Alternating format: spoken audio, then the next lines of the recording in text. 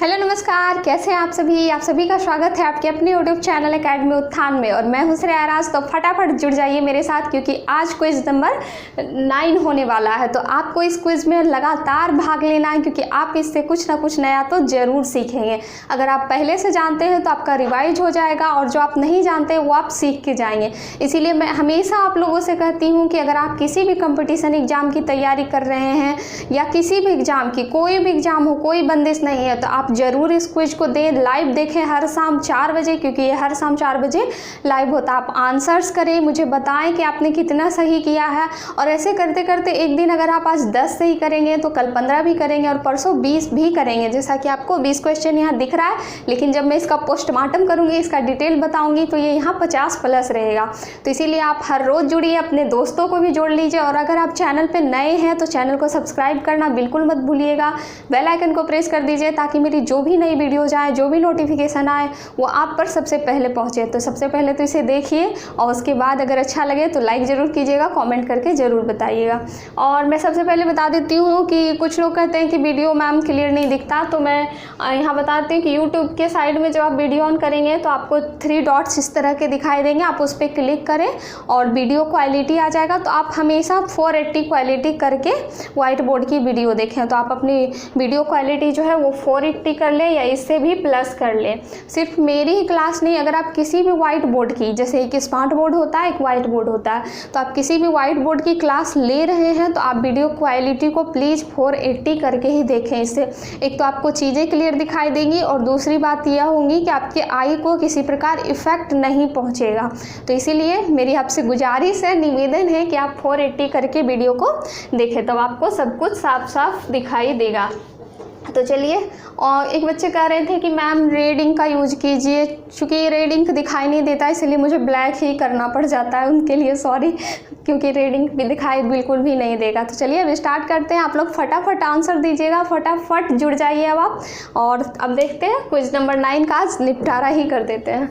तो चलिए, सबसे पहला क्वेश्चन है कि एंडीज पर्वतमाला कहाँ स्थित है। एंडीज पर्वतमाला, क्योंकि इससे क्वेश्चन आते हैं कि कौन सी चीज़ें कहाँ पे स्थित है। तो एंडीज पर्वतमाला कहाँ स्थित है बताइएगा आप लोग फटाफट।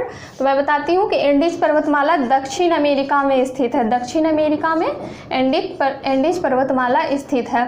और इस दक्षिण अमेरिका में ही एंडीज पर्वतमाला, चूँकि आपको पता है कि ये विश्व की सबसे लंबी पर्वतमाला है। एंडीज सबसे लंबी पर्वतमाला है, जबकि अगर सबसे चौड़ी पर्वतमाला की बात की जाए, यानी कि सबसे ऊंची पर्वतमाला की बात की जाए, तो वो हमारा हिमालय है। हमारा हिमालय है, जो कि भारत और नेपाल दोनों में स्थित है। आपने जहाँ मैं आपको मैप बना के बताई थी कि ये देखिए हमारा भारत का पार्ट हो गया, और यहाँ पे ये जो हिमालय है, हिमालय तो ये भारत में भी, और यहाँ नेपाल के पार्ट में भी ये हिमालय है। और अभी कुछ ही दिन पहले हाल ही में इसकी ऊंचाई, जो माउंट एवरेस्ट है, हमारी सबसे ऊंची चोटी जो है, हिमालय की ही सबसे ऊंची चोटी जिसे कहते हैं, तो माउंट एवरेस्ट की जो ऊंचाई थी वो इधर बढ़ गई है। तो वो कितनी हो गई है वर्तमान ऊंचाई? 8848.86 मीटर। वर्तमान ऊंचाई जो है माउंट एवरेस्ट की, वो 8848.86 मीटर हो चुकी है। तो आप इसे ध्यान रखेंगे। और भारत में यदि सबसे ऊंची चोटी की बात की जाए तो K2, जिसे आप जानते हैं, काराकोरम। तो ये देखिए एंडीज पर्वतमाला कहाँ स्थित है, तो ये दक्षिण अमेरिका में स्थित है। और लंबी पर्वतमाला, ये सबसे लंबी पर्वतमाला है। और सबसे ऊँची पर्वतमाला की बात की जाए तो वो हिमालय है। अब आगे देखते हैं, सुप्रीम कोर्ट की पहली महिला न्यायाधीश। इस क्वेश्चन को बाद में करेंगे, पहले आप ये बताइए कि सुप्रीम कोर्ट की पहली महिला मुख्य न्यायाधीश कौन थी। सुप्रीम कोर्ट की पहली महिला मुख्य न्यायाधीश, तो सुप्रीम कोर्ट में अभी तक कोई भी महिला मुख्य न्यायाधीश नहीं बनी है। देखिए यहाँ न्यायाधीश है, न्यायाधीश, मुख्य नहीं है। तो जो मुख्य न्यायाधीश है, अभी तक कोई भी महिला सुप्रीम कोर्ट में मुख्य न्यायाधीश नहीं बनी है। तो न्यायाधीश जो बनी है सुप्रीम कोर्ट की पहली महिला न्यायाधीश, वो कौन है? वो है फातिमा बीबी। फातिमा बीबी जो है, ये सुप्रीम कोर्ट की पहली महिला न्यायाधीश है। आप ये दोनों क्वेश्चन को ध्यान से सुनेंगे कि सुप्रीम कोर्ट की पहली महिला मुख्य न्यायाधीश अभी तक कोई नहीं बनी है, लेकिन जो सुप्रीम कोर्ट की पहली महिला न्यायाधीश है वो फातिमा बीबी है। अब देखिए, तो सुप्रीम कोर्ट की हो गई, सुप्रीम कोर्ट की। और यदि हाई कोर्ट की पूछ लिया जाए कि हाई कोर्ट की पहली महिला मुख्य न्यायाधीश, हाई कोर्ट में मुख्य न्यायाधीश बनी है महिला, तो वो कौन सी है हाई कोर्ट की पहली महिला मुख्य न्यायाधीश? तो वो है लीला सेठ। लीला सेठ है पहली महिला मुख्य न्यायाधीश हाई कोर्ट की। और किस हाई कोर्ट से है? तो हिमाचल प्रदेश के हाई कोर्ट से ये बनी है।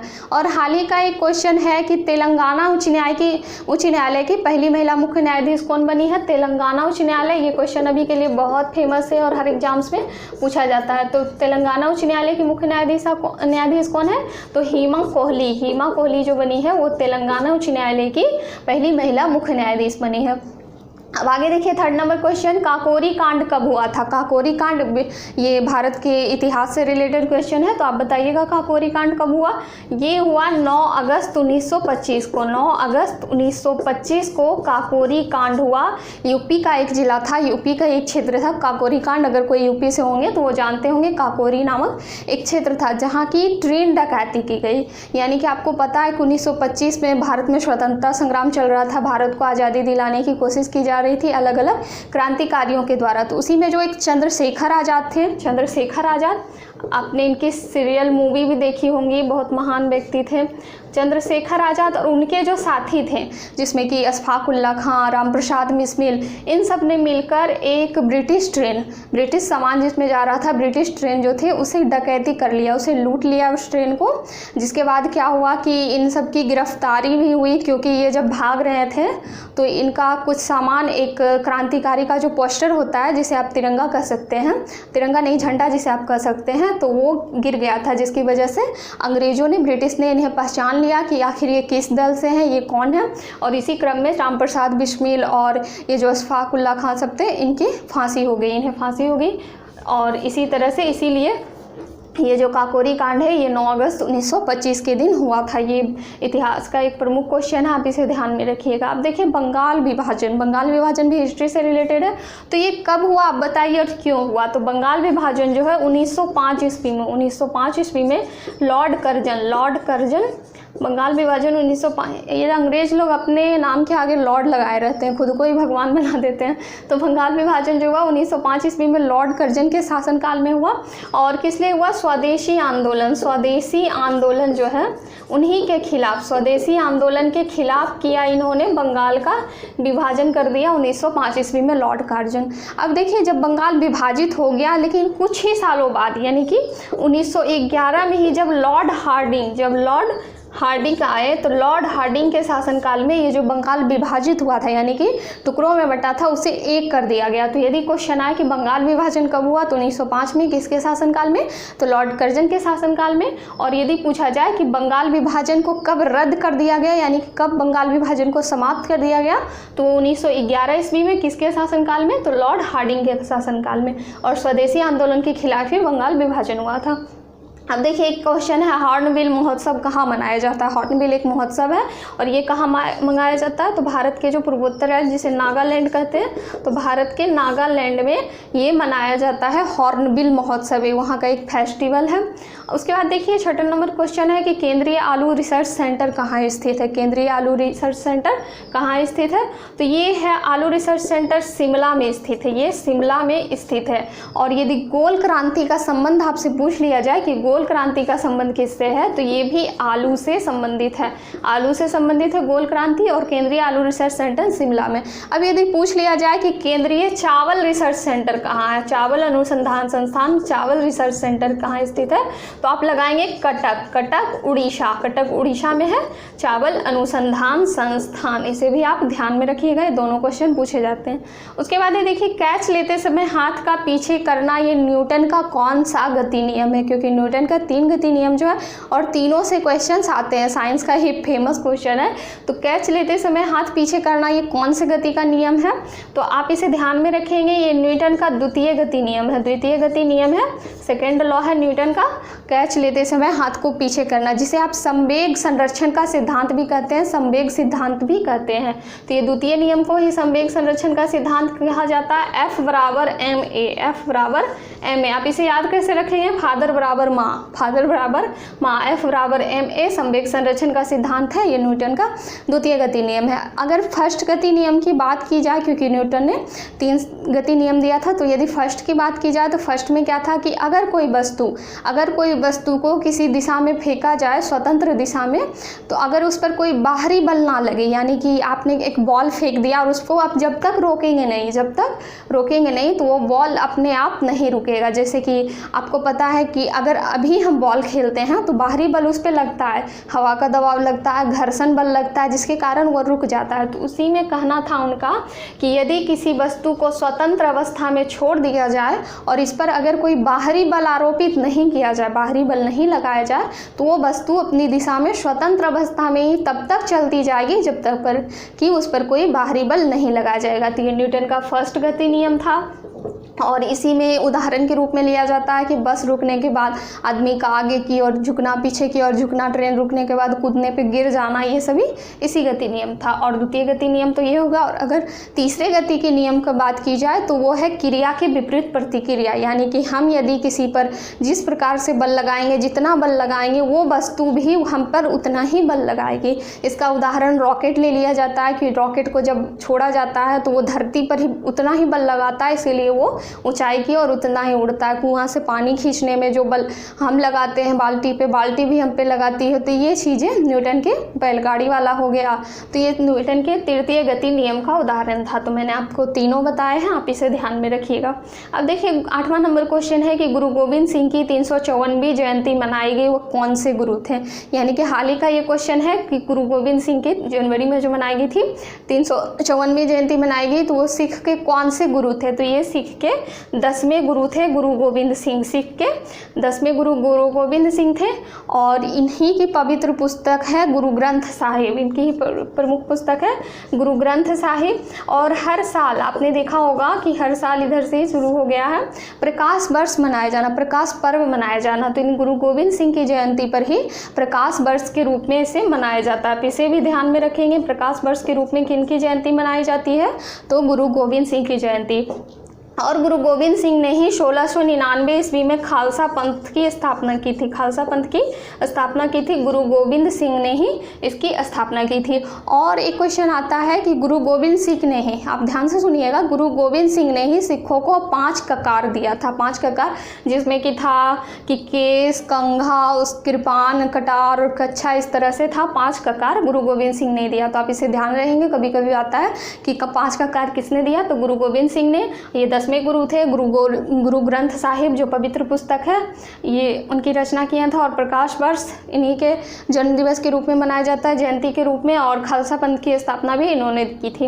अब देखिए 9वां नंबर क्वेश्चन है कि सिल्वर गर्ल किसे कहते हैं। सिल्वर गर्ल किसे कहते हैं, तो आप फटाफट बताइएगा। ये पीवी सिंधु को कहते हैं। पीवी सिंधु जो है हमारे प्लेयर हैं, जो बैडमिंटन खिलाड़ी पीवी सिंधु, इन्हें ही सिल्वर गर्ल कहते हैं। अब क्यों कहते हैं सिल्वर गर्ल, क्योंकि 2016 ईस्वी में जो रियो ओलंपिक हुआ था, आप लोगों को भी याद होगा ये ओलंपिक, मैं भी देखी थी, मुझे भी याद है। उस साल किसी ने पदक नहीं जीत रहे थे कोई अच्छा से, तो ये जो पीवी सिंधु थी, ये और एक साक्षी मलिक, इन्हीं दोनों ने ही पदक जीता था भारत के लिए। वरना उस साल तो भारत एकदम शून्य रहता, नील बटे सन्नाटा रहता, कुछ भी नहीं। तो ये जो पीवी सिंधु थी, इन्होंने बैडमिंटन में सिल्वर मेडल जीता था। कैरोलिना मारिया के साथ इनका जो हुआ था, खेल हुआ था, तो उसमें कैरोलिना मारिया जो थी वो गोल्ड जीती थी, और ये जो पीवी सिंधु थी ये सिल्वर मेडल जीती थी। और इसीलिए इनको सिल्वर गर्ल के नाम से भी जाना जाता है। सिल्वर गर्ल के नाम से पीवी सिंधु को जाना जाता है। देखिए 10वां नंबर क्वेश्चन है कि IM बैडमिंटन अभियान की ब्रांड एम्बेसडर कौन है। चूँकि मैं अभी बताई थी कि ये बैडमिंटन से संबंधित थी, बैडमिंटन खिलाड़ी हैं, तो इनकी जो ब्रांड एम्बेसडर है IM बैडमिंटन अभियान, ये भी पीवी सिंधु ही है। पीवी सिंधु ही है, आप इसे भी ध्यान में रखेंगे। अब देखिए क्वेश्चन है कि बोध घाट बहुउद्देशीय परियोजना किस नदी पर है। बोध घाट बहुउद्देशीय परियोजना से एग्जाम में क्वेश्चन आते हैं। तो ये जो बोध घाट बहुउद्देशीय परियोजना है, ये किस नदी पर है, तो ये है इंद्रावती नदी। इंद्रावती नदी है एक, ये छत्तीसगढ़ में बहती है ये नदी, इंद्रावती नदी, वहीं की है ये बोध गया परियोजना, बोध घाट बहुउद्देशीय परियोजना, छत्तीसगढ़। तो देखिए इसके पीछे कहानी क्या थी। वैसे तो ये उड़ीसा से निकलती, उड़ीसा से आप ध्यान रखिए, क्योंकि नदियों के निकलने और इसके जो मुहाना होता है यानी कि गिरने का स्थान होता है, कहाँ होता है, बहने का स्थान, इन सबसे क्वेश्चन पूछे जाते थे। जो इंद्रावती नदी है उड़ीसा से निकलती है लेकिन बेसिकली छत्तीसगढ़ में बहती है। तो क्या था इसके पीछे की कहानी कि जब मोरारजी देसाई थे तो उन्होंने इस नदी बहुउद्देशीय परियोजना की शुरुआत की थी, लेकिन 1986 में जाकर यह बहुउद्देशीय परियोजना जो है इसे बंद कर दिया गया था। तो अभी वर्तमान में इसे फिर से वहाँ की सरकार ने, छत्तीसगढ़ की सरकार ने फिर से शुरू किया बहुउद्देशीय परियोजना, ये बोधघाट बहुउद्देशीय परियोजना। अब देखिए 12वां नंबर क्वेश्चन है, बोमडीला दर्रा कहाँ है। दर्रा से क्वेश्चन आते हैं, तो बोमडीला दर्रा जो है बताइए आप लोग। ये सब अरुणाचल प्रदेश में है, अरुणाचल प्रदेश में है बोमडीला दर्रा, अरुणाचल प्रदेश में है। अब देखिए अरुणाचल प्रदेश के बारे में 3-4 बातें जान लेते हैं। तो अरुणाचल प्रदेश में ही नामदफा राष्ट्रीय उद्यान है। नामदफा राष्ट्रीय उद्यान कहाँ है? अरुणाचल प्रदेश में। मैं आपको राष्ट्रीय उद्यान में पूरा करवा दी थी क्लियर ये सारा। तो नामदफा जो राष्ट्रीय उद्यान है ये भी अरुणाचल प्रदेश में। और एक क्वेश्चन आ रहा है कि जनसंख्या घनत्व, किस राज्य का जनसंख्या घनत्व सबसे कम है? तो वो भी अरुणाचल प्रदेश का ही जनसंख्या घनत्व सबसे कम है, मात्र 17 है। उसके अलावा अरुणाचल प्रदेश में की राजधानी ईटानगर है। और मैकमोहन रेखा, एक जो भारत आपने देखा होगा, मैं भारत का यहाँ पे बनाती हूँ, इस साइड जो पूर्वोत्तर भाग है, पूर्वी भाग है, तो यहाँ पे अरुणाचल प्रदेश सबसे पूर्वी क्षेत्र में। और यही जो चीन है, यहाँ जो चीन है, तो ये जो मैकमोहन रेखा और भारत और चीन के बीच सीमा रेखा बनाई गई थी ये भी अरुणाचल प्रदेश में ही है। तो मैकमोहन रेखा कहाँ है? ये अरुणाचल प्रदेश में ही है और भारत और चीन के बीच की ये सीमा रेखा, आप इसे भी ध्यान में रखें। अब देखिए क्वेश्चन है HDI इंडेक्स में भारत की रैंक क्या है। इंडेक्स से क्वेश्चन आ ही रहे हैं और मैं एक दिन टॉपिक करा दूंगी आपको इसकी पूरी की पूरी इंडेक्स की। तो अभी आप बताइए कि HDI इंडेक्स में भारत की रैंक कितनी है। तो अभी वर्तमान में HDI इंडेक्स में भारत की रैंक 131 थी, 131 है, जबकि पिछले बार 129 थी इसकी रैंक। तो आप अभी की याद रखेंगे, अभी 131 है HDI इंडेक्स में रैंक। और पहला स्थान किसका है इसमें? तो पहला स्थान नॉर्वे का है। फर्स्ट रैंक जिसने लाया वो नॉर्वे है, नॉर्वे का पहला स्थान है HDI इंडेक्स में। अब देखिए क्वेश्चन आता है कि HDI इंडेक्स कौन जारी करता है, HDI इंडेक्स जारी कौन करता है? तो आप इसे ध्यान रखेंगे कि UNDP नामक जो संस्था है वही HDI इंडेक्स जारी करती है। तो आप ये तीनों क्वेश्चन याद रखेंगे, तीनों आंसर्स। अब देखिए 14 नंबर क्वेश्चन है कि ड्रैगन फ्रूट का नाम बदलकर कमलम कर दिया गया। आपने सुना होगा कि भी हाल फिलहाल की लेटेस्ट की ये बात है कि ड्रैगन फ्रूट का नाम बदलकर कमलम कर दिया। तो ये किस राज्य सरकार ने ऐसा किया, ड्रैगन फ्रूट का नाम बदलकर कमलम? तो ये गुजरात के राज्य सरकार ने किया। गुजरात सरकार ने ड्रैगन फ्रूट का नाम बदलकर कमलम कर दिया। इस प्रकार से होता है, ये देखने में ऐसा होता है, कमल के जैसा ही दिखता है, पिंक कलर का इस तरह से रहता है। और इस पे दाना दाना ब्लैक ब्लैक ब्लैक रहता है, पॉइंट डॉट डॉट, और इस प्रकार से दिखता है। और इसी का नाम बदलकर इसीलिए कमल जैसा दिखता है। तो ड्रैगन फ्रूट इसका पहले नाम था, लेकिन जो गुजरात की सरकार है, गुजरात के CM विजय रूपानी जी ने, इन्होंने इसका नाम बदलकर कमलम कर दिया। तो अब देखिए गुजरात से ये क्वेश्चन आ गया। मैं दूसरा क्वेश्चन भी गुजरात से लाई हूँ क्योंकि आपको गुजरात के बारे में कुछ चीज़ें बतानी है। तो अब लिथियम रिफाइनरी कहाँ स्थित है? तो लिथियम रिफाइनरी जो है ये भी गुजरात में ही स्थित है, गुजरात में स्थित है लिथियम रिफाइनरी। और लिथियम के भंडार कहाँ मिले हैं? क्वेश्चन आता है अभी कि लिथियम के भंडार कहाँ मिले हैं। तो ये मांड्या में मिले हैं, मांड्या कर्नाटक में लिथियम के भंडार मिले हैं। मांड्या कर्नाटक में लिथियम के भंडार मिले हैं और लिथियम रिफाइनरी गुजरात में स्थित। अब देखिए गुजरात के जो CM है ये विजय रूपानी है। और गुजरात में ही एक आता है कि निर्यात के क्षेत्र में, यानी कि आपको पता है आयात और निर्यात का जो नाम होता है, आयात और निर्यात की जो प्रक्रिया होती है, जिसमें आयात का मतलब होता है कि अन्य देशों से सामान खरीदना, अन्य राज्यों से सामान लाना, और निर्यात का मतलब होता है भेजना। तो कौन सा ऐसा राज्य है हमारा जहाँ से कि सर्वाधिक निर्यात होता है, यानी कि सर्वाधिक सामान भेजा जाता है? तो वो पहला राज्य गुजरात ही है, फर्स्ट रैंक रखता है गुजरात निर्यात के क्षेत्र में। तो आप इसे ध्यान में रखेंगे।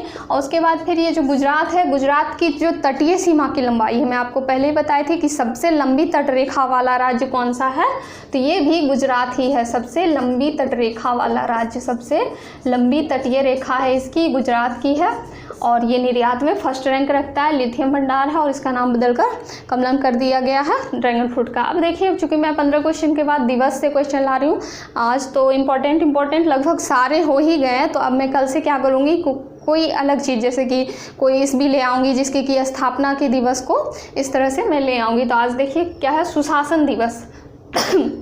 तो सुशासन दिवस कब मनाया जाता है? ये 25 दिसंबर को मनाया जाता है। 25 दिसंबर को सुशासन दिवस मनाया जाता है अटल बिहारी वाजपेयी के जन्म दिवस पर। अटल बिहारी वाजपेयी जो थे उन्हीं के जन्म दिवस पर सुशासन दिवस के रूप में मनाया जाता है।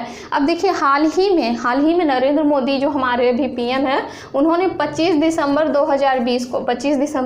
2020 को ग्राम सड़क योजना यानी कि अटल सड़क योजना की शुरुआत की थी। ये अटल बिहारी वाजपेयी के जन्म दिवस पर ही, तो आप उसे भी ध्यान में रखेंगे। अब देखिए ब्रेल दिवस कब मनाया जाता है, क्योंकि आपको पता है कि लुई ब्रेल नामक एक व्यक्ति थे, तो विश्व ब्रेल दिवस यहाँ होगा, मेंशन कर देती हूँ। लुई ब्रेल नामक एक व्यक्ति थे, फ्रांस के थे, जो कि देख नहीं सकते थे, इसीलिए उन्होंने ब्रेल लिपि का आविष्कार किया ताकि अंधे लोग भी पढ़ सके। तो उनका जो जन्म हुआ था वो 4 जनवरी 1809 ईस्वी को हुआ था, 4 जनवरी 1809 ईस्वी में। तो उन्हीं के उपलक्ष्य में, उन्हीं के जन्म दिवस के उपलक्ष्य में ही वर्तमान में 2019 ईस्वी से सरकार ने इनके जन्म दिवस के उपलक्ष्य में, इनकी महानता के उपलक्ष्य में ही 4 जनवरी को विश्व ब्रेल दिवस मनाना शुरू किया। तो आप इसे ध्यान में रखेंगे, विश्व ब्रेल दिवस 4 जनवरी को मनाया जाता है और ये 2019 से शुरुआत किया गया।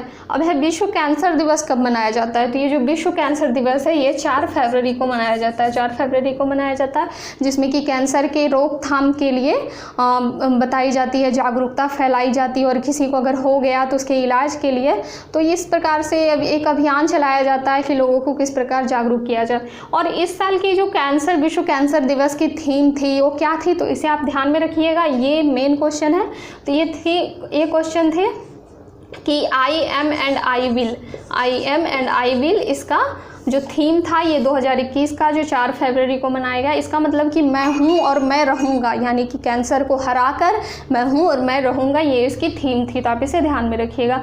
अब देखिए स्मृति दिवस कब मनाया जाता है? तो स्मृति दिवस जो मनाया जाता है ये 11 जनवरी को मनाया जाता है। 11 जनवरी को लाल बहादुर शास्त्री जी के पुण्यतिथि के दिवस पर, यानी कि जब उनके देहांत हुए थे तो उन्हीं के दिवस पर, लाल बहादुर शास्त्री जी के पुण्यतिथि के दिवस पर ही स्मृति दिवस के रूप में मनाया जाता है। तो आपसे अगर क्वेश्चन आ जाए कि लाल बहादुर शास्त्री पुण्यतिथि दिवस कब मनाया जाता है, तो वो भी 11 जनवरी, और स्मृति दिवस कब मनाया जाता है, तो वो भी 11 जनवरी। अब देखिए पराक्रम दिवस कब मनाया जाता है? तो पराक्रम दिवस पहले से नेताजी सुभाष चंद्र बोस जन्म दिवस के रूप में जानते थे।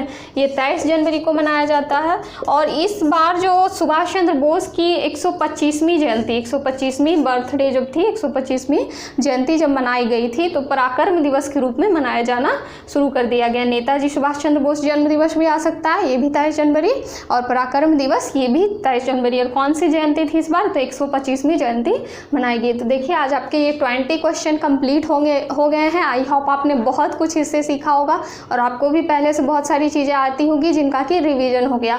तो इस तरह से हर शाम 4 बजे आप लाइव जरूर जुड़िए, रिवीजन कीजिए, पढ़िए, और हमें भी बहुत अच्छा लगता है आपकी क्लास में आकर, आपको पढ़ाकर बहुत खुशी होती है, क्योंकि हाँ बहुत अच्छे स्टूडेंट हैं, यानी डिसिप्लिन स्टूडेंट है, कंटिन्यू स्टूडेंट हैं। तो आप लोग मन लगा के पढ़िए, आप लोग ज़रूर सफल होइएगा, और ज़रूर बताइएगा कि आपको कैसा लगा। मैं फिर आपके लिए नई से नई चीज़ें लाऊंगी। तो तब तक के लिए धन्यवाद। घर पे रहिएगा, सुरक्षित रहिएगा, अपने और अपने परिवार का ख्याल रखिएगा। जय हिंद, धन्यवाद।